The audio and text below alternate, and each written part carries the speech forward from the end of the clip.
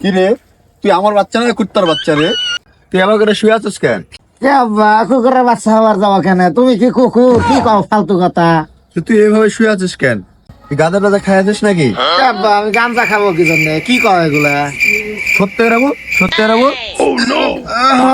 আব্বা গাঁজা খাইছি আব্বা গাঁজা খাইছি। ওই গাঁজা দিল কেটা? ওই যে ও মুরা বসে আছে না, ওতে গাঁজা খাইয়ে দিল। দাঁড়া, আমি দেখতেছি। আগে ওকে দেখবো, তারপরে তোকে দেখবো।